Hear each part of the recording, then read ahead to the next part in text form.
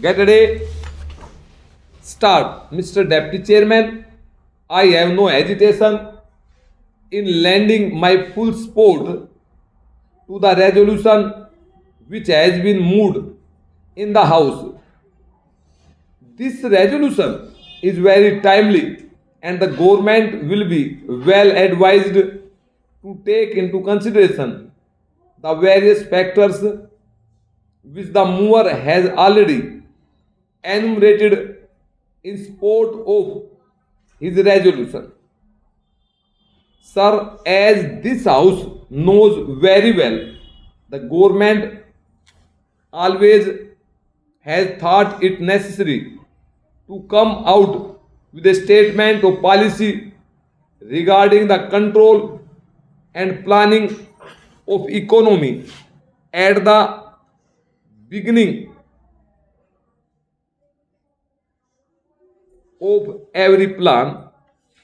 The first plan was preceded by the Industrial Policy Resolution of 1948, and when experience was gathered during the working of the first plan, the government thought it necessary to come out with another resolution again on industrial policy of 1956, and at that time it was stated by the government that resolution had become necessary because of the experience that was gathered during the working of the first plan. Similarly, we are now on the threshold of the 10th plan, and it will be necessary for us to consider again the industrial policy of the government in the light of the experience that we have gathered during the second plan period. It is true that the 1948 resolution and the 1956 resolution enumerated from the government, and no committee was appointed at that time to examine the various aspects of these industrial policies. But we must also remember that the entire responsibility for the formulation of the 9 plans was taken by the government itself.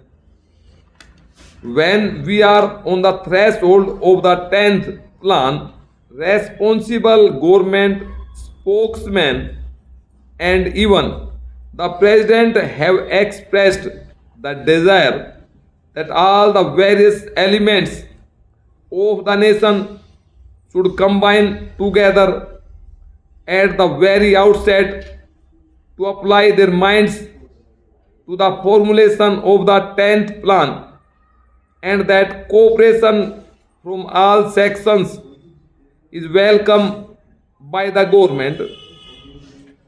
When various sections of the community are trying to apply their minds to the problems of the 10th plan, it will be necessary for the country to know exactly what should be the industrial policy, what should be the economic policy that should government the formulation of the 10th plan.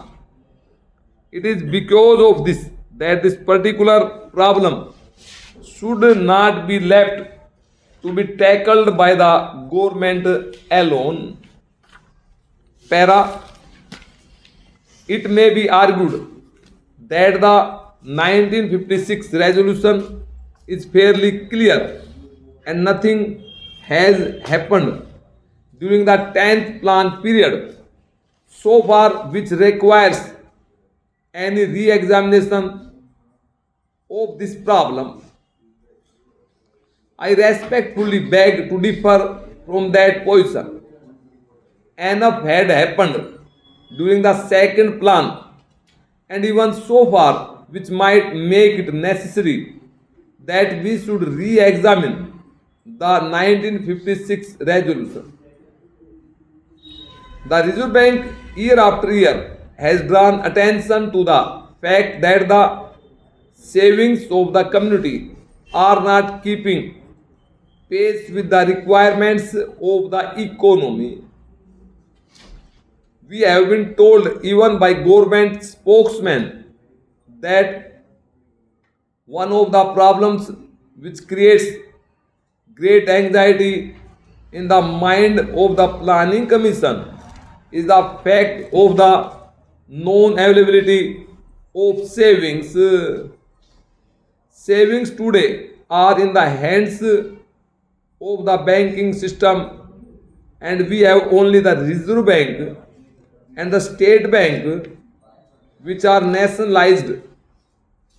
The other banks are still in private hands, and it will be necessary to examine whether it is desirable that the other scheduled banks should also be nationalized or should be brought under more effective control of the government if the savings drive is to be given impetus.